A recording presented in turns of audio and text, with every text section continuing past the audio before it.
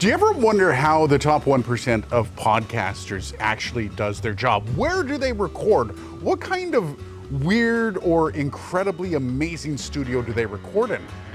We've got the studio from Tyler Allen, Minds of Madness host, right behind me, and we're gonna find out exactly what the top 1% records in. So, join me now as we take a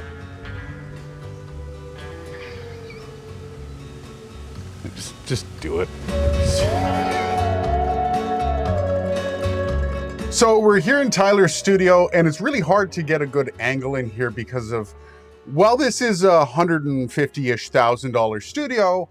It's also like a bachelor's apartment in New York City kind of deal.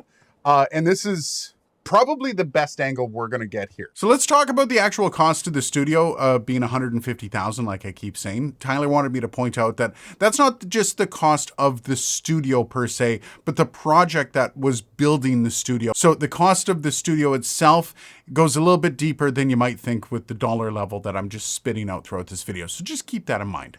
This is Tyler Allen, host of Minds of Madness. And you've probably heard his voice on the podcast if you're a listener. If you're a viewer of my channel, I'll post the link to Minds of Madness down below so you can check it out. Tyler, this is kind of the pinnacle of what you've dreamt when you became a podcaster, isn't it? Absolutely. You started out pretty much as every other podcaster. Mm-hmm. Tell me about your first studio. The first studio was a storage room / closet, tiny little room in our basement. And in fact, the very first time we were featured on the news, they said, a Brampton, Ontario couple who started a podcast in their basement. And so for years, people would, oh, that's the podcast that produces in the basement.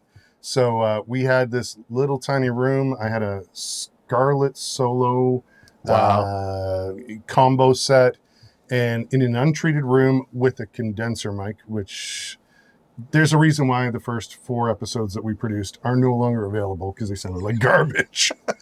But yeah, so we started in the basement, and it was that way for 4.5 years. How long did it take you before you were realizing you were outgrowing your space, where you needed something else?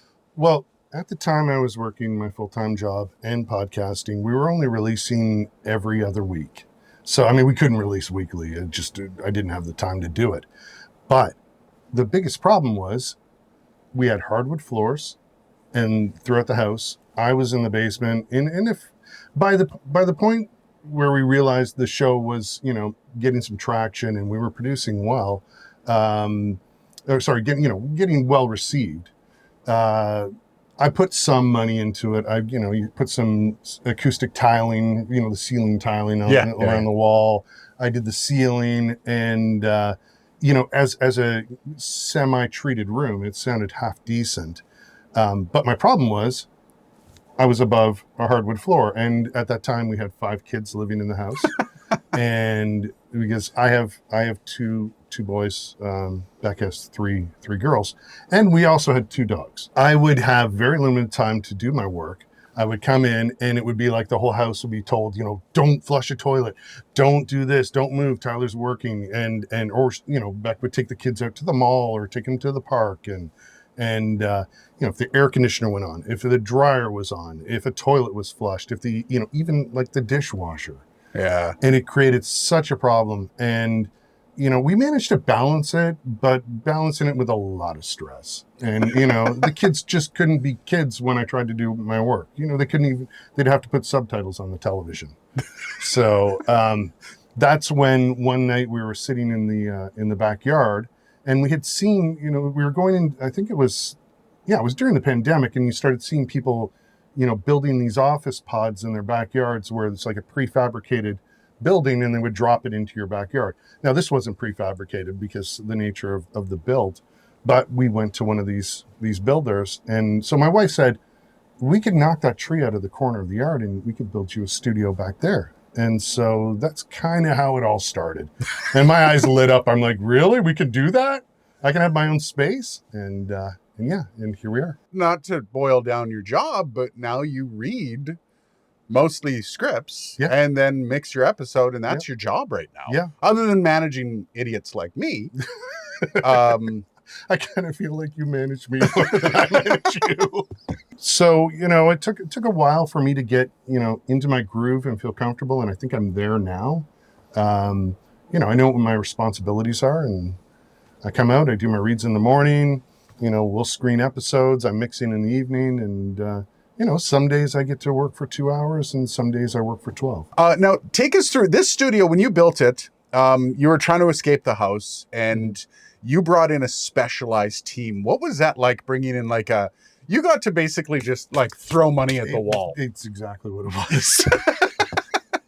I think the original quote for the building was $35,000. Damn. And then once I started giving my specifications, it just started getting a bit crazy. And I think the builder was a bit frustrated by the end, but he was very happy. Now, we picked a company that not only built these office pods, but they also build commercial infrastructure. So I had contacted a few companies, but then this Modico was a little bit more open to doing the really custom build, and they went over and beyond for us.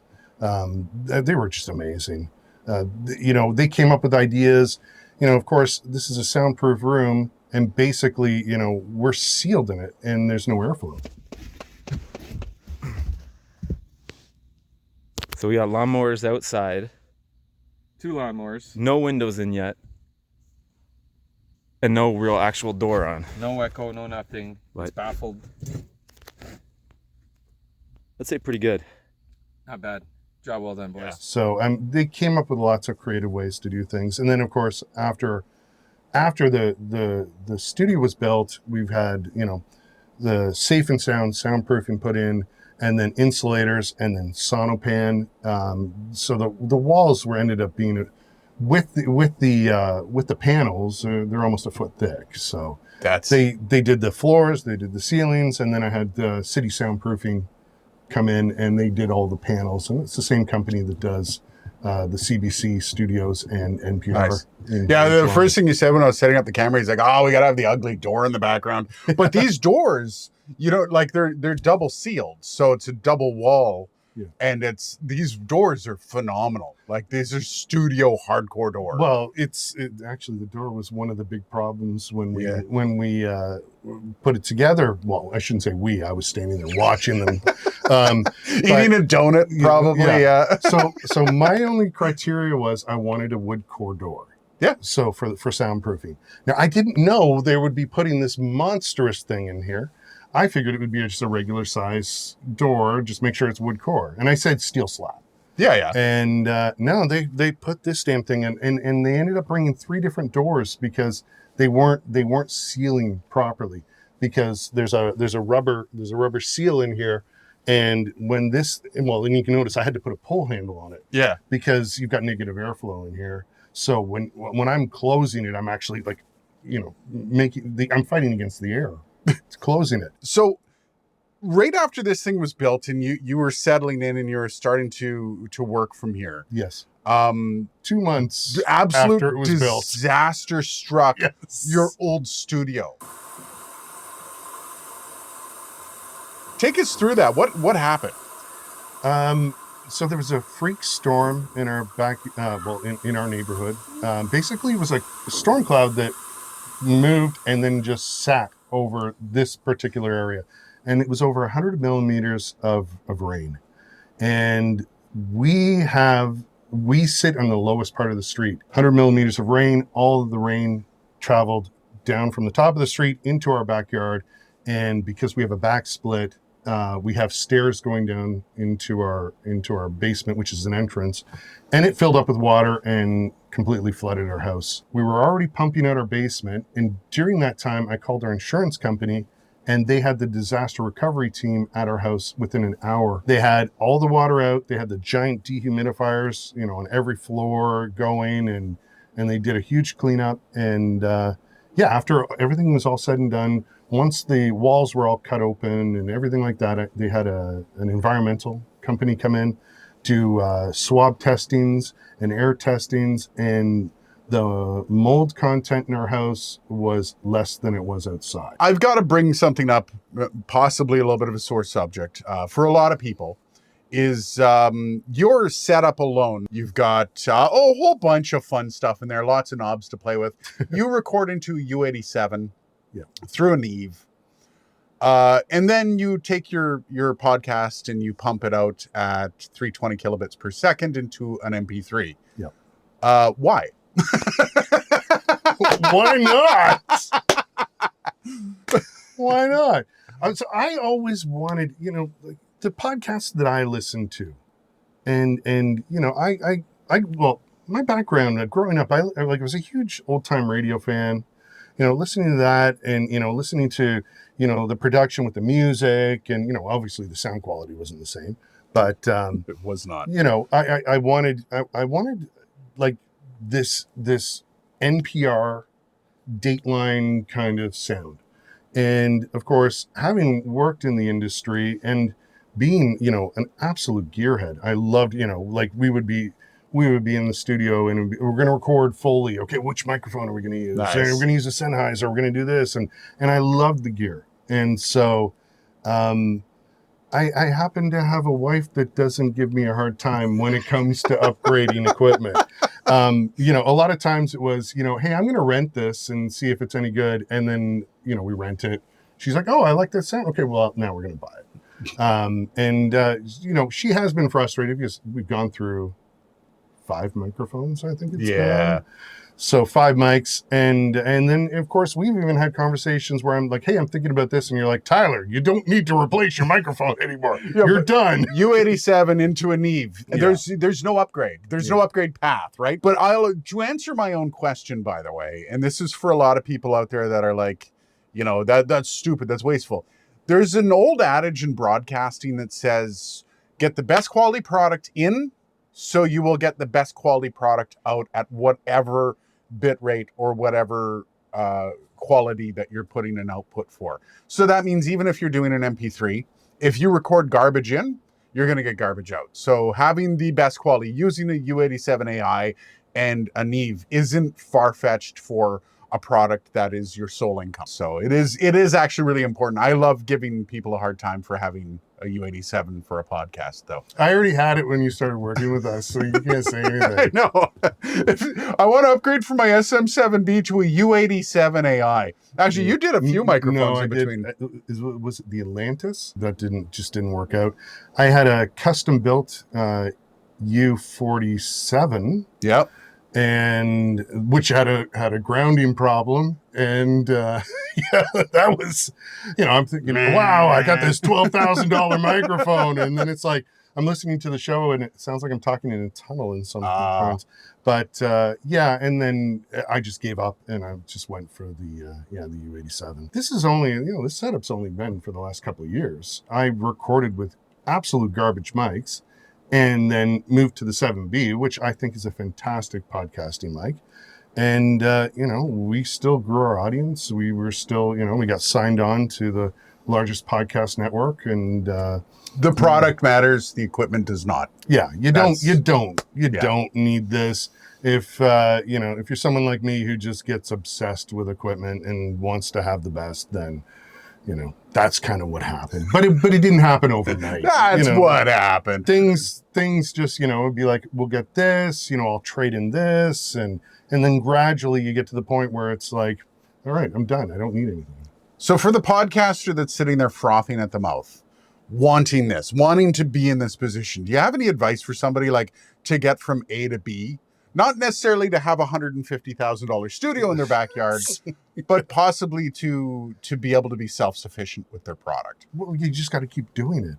And one thing I think is very important is to stick to a release schedule so that, your listeners, your viewers will know at this such and such a day during the week, at this time, I am getting new content.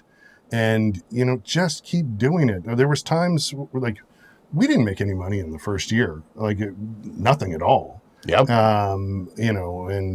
Second year still, it was, but we were starting to, see traction and there were some checks and so it's just it's like anything, if you want to be an all-star marathon runner, you've got to go out every day and run and practice or, and train.